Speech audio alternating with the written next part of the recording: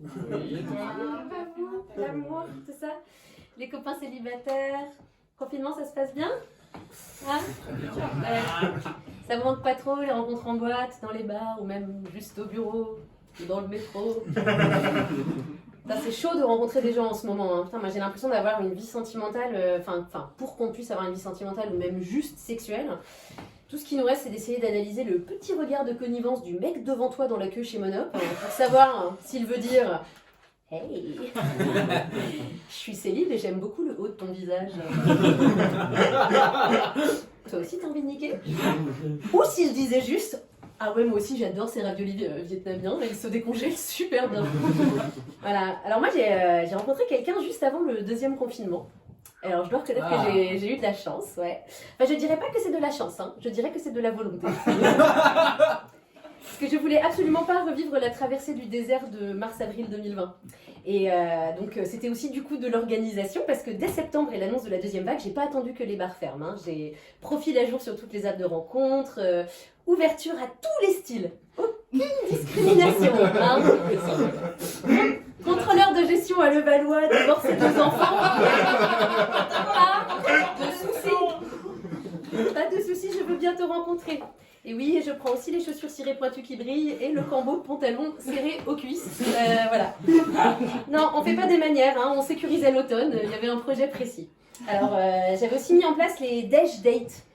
C'est-à-dire un date où tu bois pas, où tu dois retourner bosser après. Voilà, donc la configuration idéale, là, a priori, pour exprimer ta sexiness au nouvel être rencontré. Ah ouais, toi aussi t'as des rendez-vous clients cet après-midi?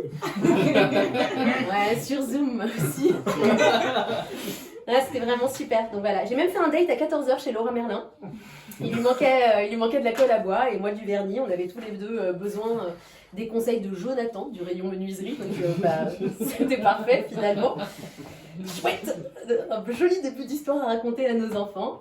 Voilà, donc on peut dire qu'en septembre j'étais vraiment sur une grosse volonté. Enfin, c'était de la pugnacité. Et j'ai été récompensée parce que j'ai rencontré un mec. Ouais. Mais par hasard, en face à face, dans un resto, juste avant que ceci ne ferme. Classique, aucun intérêt. Donc storytelling de début d'histoire et rencontre nulle. Tellement pas 2020 quoi, nul. En même temps, c'était pas grave que le début de l'histoire soit pas racontable à nos enfants parce qu'on risque pas d'en avoir puisqu'on vient de se séparer. Voilà, après 3 mois pourtant de relations intenses où on s'est énormément vus. Et voilà, parce qu'on n'avait pas le choix, de toute façon, il n'y avait personne d'autre à voir. Le mec m'a quitté parce que il n'arrivait pas à tomber amoureux de moi. Oh, il aurait essayé. Alors précisément, je suis contente que tu dis ça parce que moi je trouve que le petit chat c'est trop triste pour lui. Il a essayé. Il a fait des efforts, il a tout donné et ça a quand même pas marché, tu vois. Genre il était sur le bord du précipice de l'amour comme ça. Il a pris de l'élan et tout, il a couru, il a essayé de sauter et là il y a une énorme rafale de vent, tu vois, qu'il a retenu et qu'il a empêché de tomber. Enfin, il voulait, mais il n'y arrivait pas, tu vois. Voilà.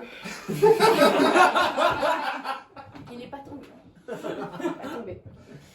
Non, bah en plus je comprends, hein, enfin, ceci dit, parce que moi ça fait 38 ans que j'essaye de m'aimer et j'y arrive moyen, alors bon, je vais en dire quoi. Faut lui en vouloir. Voilà, c'était la chute.